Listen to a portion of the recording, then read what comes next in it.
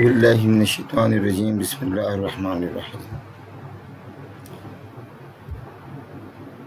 الحمد لله رب العالمين رب اشرح لي صدري ويسر لي أمري واحلل عقدة من لساني يفقهوا قولي. My dear students and my friends, we are dealing with hepatology. Today we will deal with some medical emergency associated with hepatology.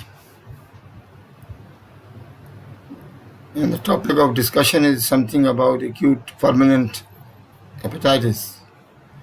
It is also called acute liver failure. I am Professor Dr. Syed Ali Haidar, visiting professor of medicine, Janathin Medical University, speaking to you. I hope the previous lectures were beneficial to you. Now, starting with a scenario, an 8-year-old student was attacked by high-grade fever with sore throat, consulted his general practitioner who prescribed medications.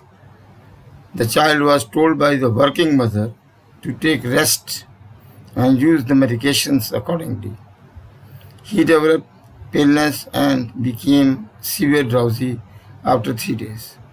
Mother consulted the tertiary care. On examination, the temperature was 102 degrees Fahrenheit, pulse was 122 per minute, PP was 80 by 55, dehydration was positive, anemia was positive, jaundice was positive, liver 4 centimeter palpable and tender. The Glasgow coma scale is 11 by 15, means he is very drowsy. The hemoglobin is 11 gram, which is lower down. TLC is 12,000, which is higher. Platelet is 560,000, which is higher. The total bilirubin was 2.9, definitely higher. Direct is 1.7. If you minus it, it is point or 1.2 is indirect. It is mixed type of picture is seen here, but predominant is direct hyperbilirubinemia. The ALT is 212, which is higher. AST is 267, which is higher. Gamma GT is 120, again is higher. Alkaline phosphatase is 1100. In children of this age, 800, 700 alkaline phosphatase is normal because they are growing children. 1100 is higher. PTINR, which is the most sensitive indicator of the acute liver injury, is 1.9. It indicates the injury is acute. The random blood sugar is 50, hypoglycemia is there. Sodium is 129, hyponatremia. Potassium is 3.2, hypokalemia. Chloride is 99, because of probably vomiting is there. The bicarbonate is 30, it is higher. It means it is metabolic alkalosis, probably it is compensated type because pH is not given here. Now questions are, what is the differential diagnosis and what other investigations are needed?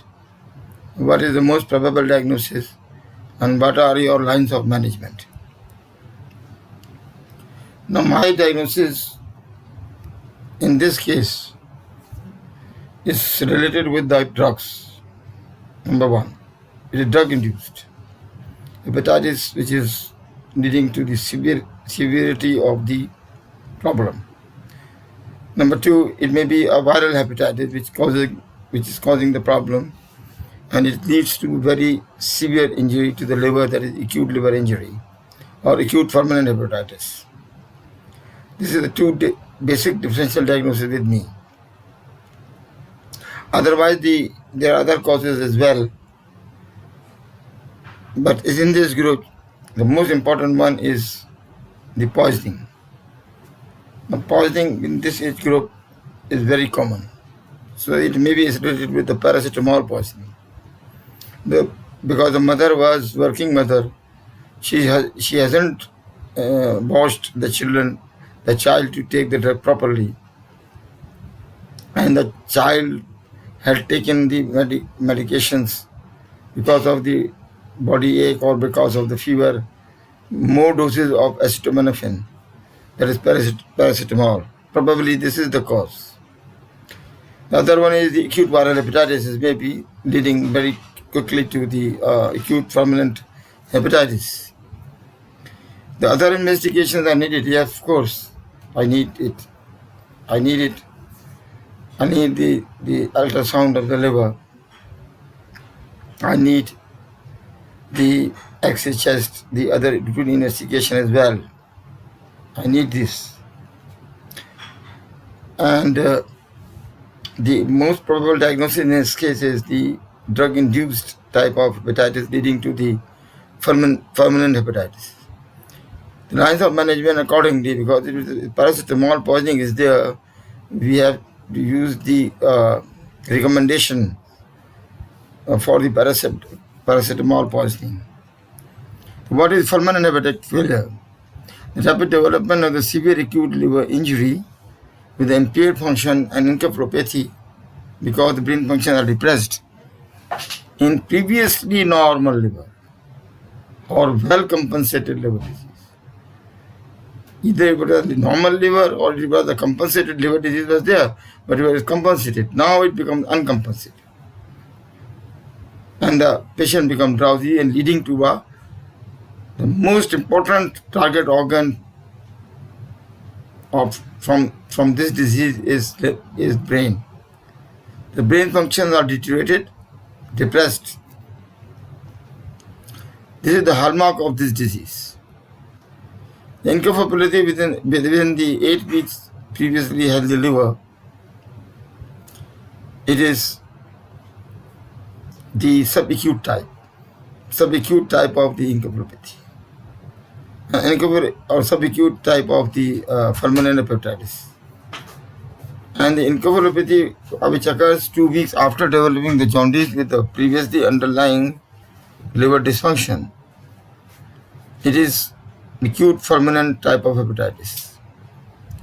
The subfulminant hepatic failure is more than 8 weeks to 6 months, and the fulminant hepatitis versus subfulminant hepatitis is there. The difference is the duration first. The duration is more than 6 weeks to 8 weeks in subacute. It is less than 6 weeks in fulminant hepatitis.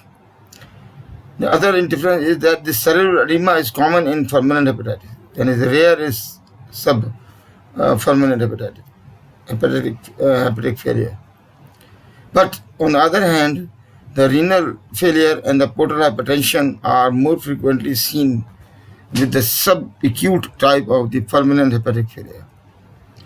Hepatic encephalopathy is the result of the acute liver injury.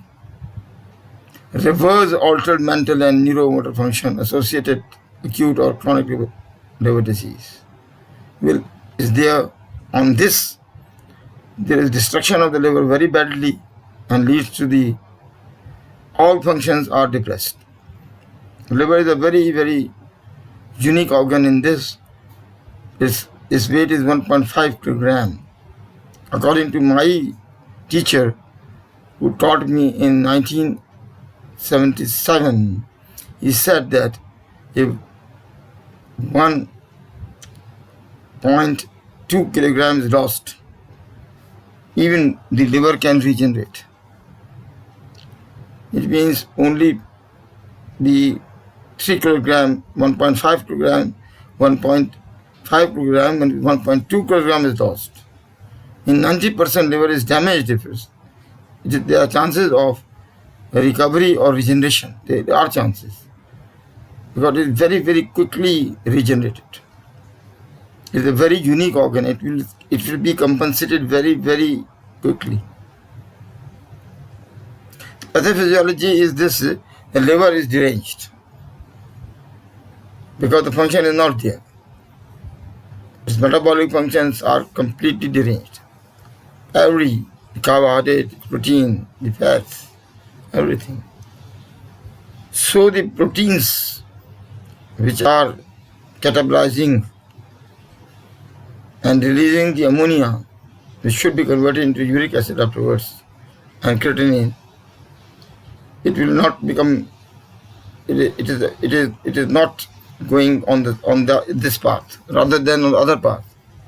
The ammonia is liberated and it goes into the brain. It crosses the brain and it will depress the brain functions. This is the pathophysiology basic of this disease.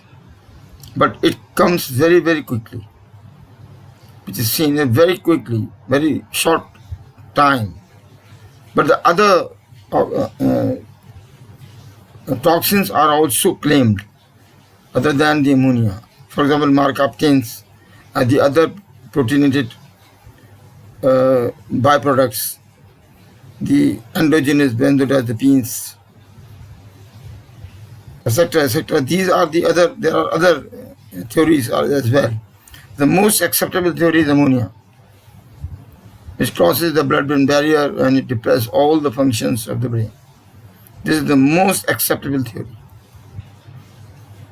The etiology is, in the case of the children, because it is the disease mostly seen, acute fulminant failure, hepatic failure is seen in the children. It is infectious, immunological, it is metabolic, it may be toxin or drug related. From all of this, the drug related is most important. The etiology in the pediatric acute liver failure is identified in approximately 55% of cases, and it indeterminate cause in 45%. The indeterminate cases are likely composed of the number of the separate conditions, including immune dysregulation with a later condition having a variety of the manifestations. There are a lot of diseases which come under this heading, which will be taught to you by the pediatrician when he will give lecture on this. Idiopathic form of the fulminant hepatic failure is seen about 40 to 50% of cases in children and men. Actually, the etiology was not known. Viral hepatitis, all viruses are dangerous. Hepatitis A virus, B, C, D, E, O, जो what? If the liver is badly damaged, it will cause the acute fulminant hepatic failure. Because in children, hepatitis A virus is most important, but in the adult, hepatitis E virus can cause B, C, D. They can all cause the fulminant hepatic failure. Autoimmune hepatitis is 5% of cases. High alcohol intake can cause damage to the liver. It can also be toxins, drugs, chemicals, hepatic ischemia, hypoxia, acute extensive infiltration of the hepatocyte with the micro droplets of fat, and hemophagocytic lymphohistiocytosis. That is hepatic steatosis, that is called. Fatty liver infiltration. It may be non-alcoholic fatty liver disease. It may be actually the hepatic steatosis, inflammation with the infiltration of the fat. I have seen these cases. The metabolic disorders, any metabolic disorder with severe intensity can cause this disease.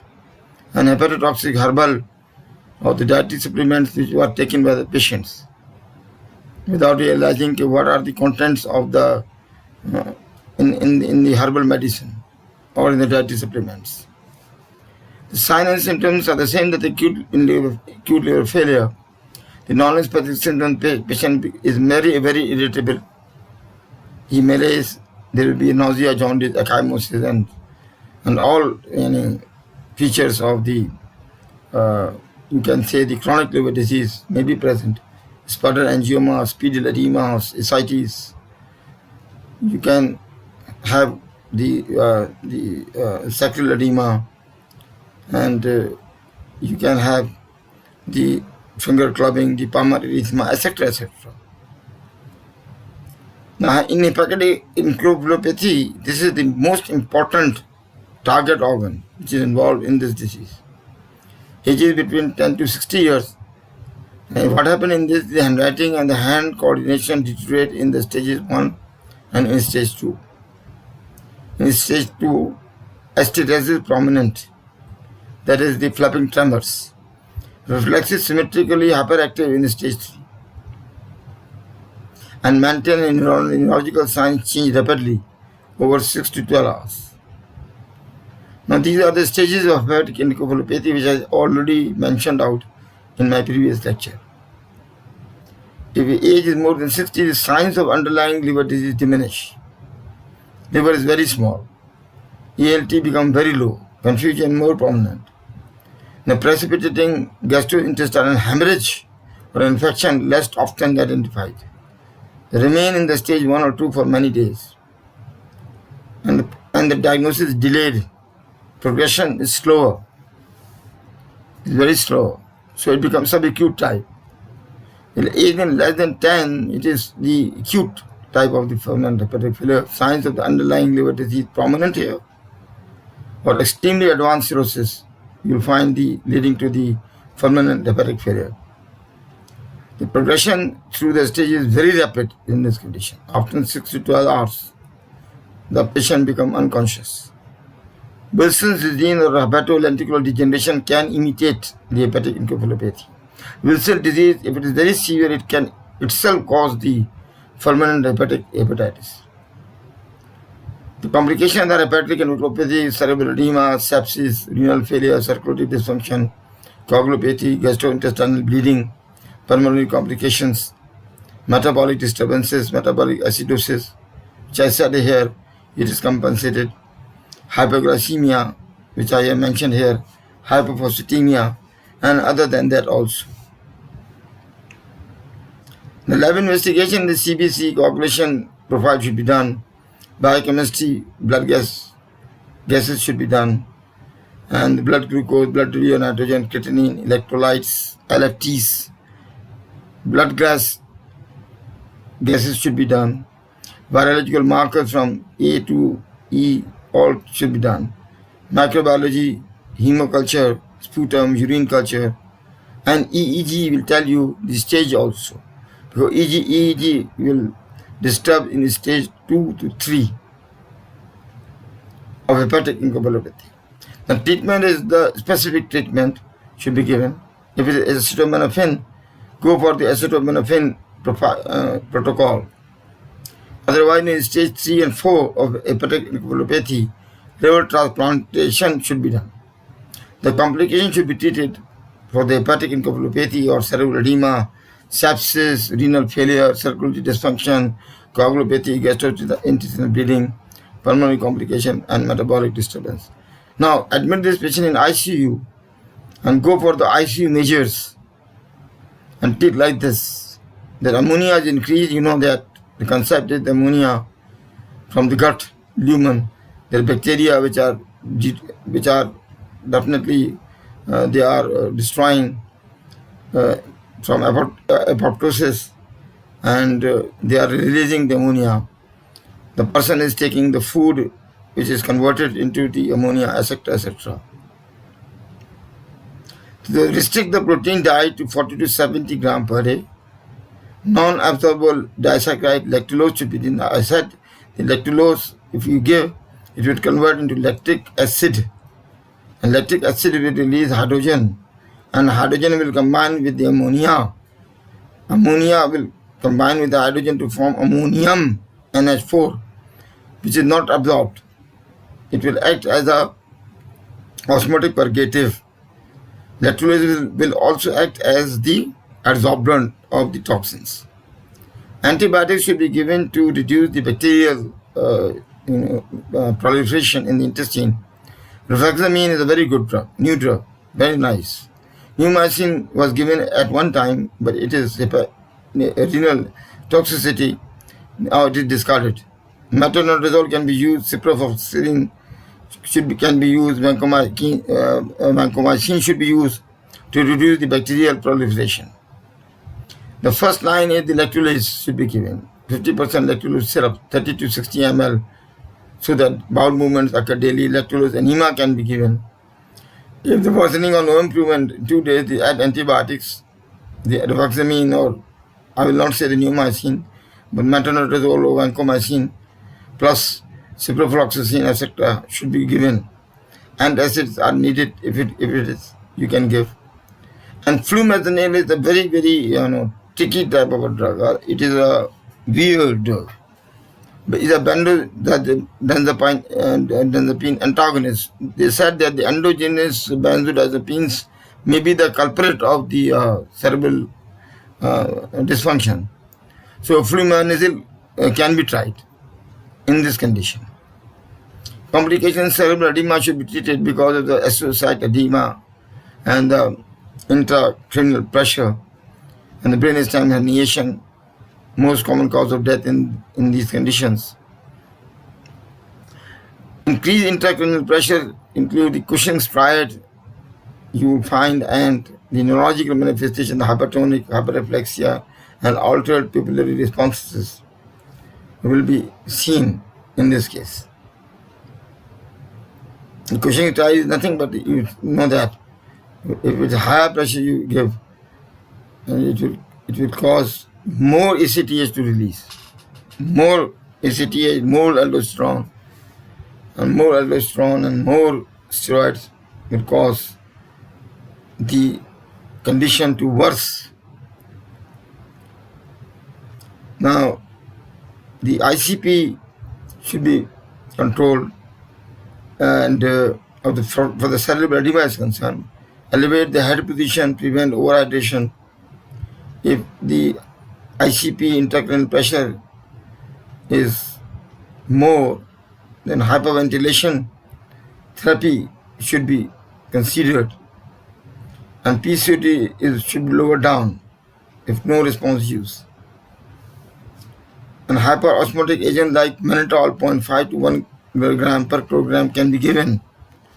If no response, then use the pentobarbital 3 to 5 milligram per kilogram body weight intravenously. It will help in the management of the cerebral dysfunctions. Prognosis of the liver transplantation occurs in grade 2 or 3, definitely. In the grade 2.1, it is encephalopathy, 50% of chances of recovery is there. Grade 1 to 2 recovery is 65 to 70%, grade 3 40 to 50%, grade 4 less than 20. And age is the factor. If less than age 10 or 15, the prognosis is good. If it is more than 60 years, 70 years, the prognosis is bad. And those who have got acetaminophen idiosyncratic reaction, there is acetaminophen, you should give the acetaminophen poisoning management. It be taken as a poisoning. So the idiosyncratic drug reaction and Wilson disease, they cause this fulminant hepatic failure in children, specifically speaking. So this is how we manage the cases in children. And in the adults, basically in the ICU management, we manage the patient.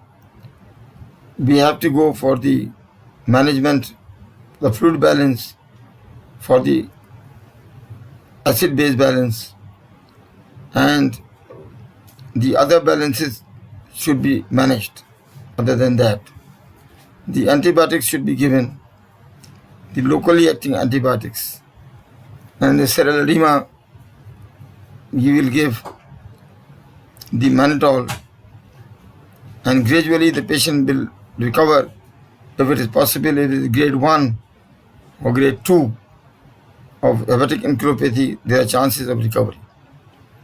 Now, this is a brief discussion which I have done with acute fulminant hepatic failure or acute liver failure. I hope that you have understood my lecture and appreciate it. And inshallah tomorrow I will inshallah go for another lecture. I hope that all the previous lectures were beneficial to you. I hope and wish you good luck. Assalamu alaikum warahmatullahi wabarakatuh.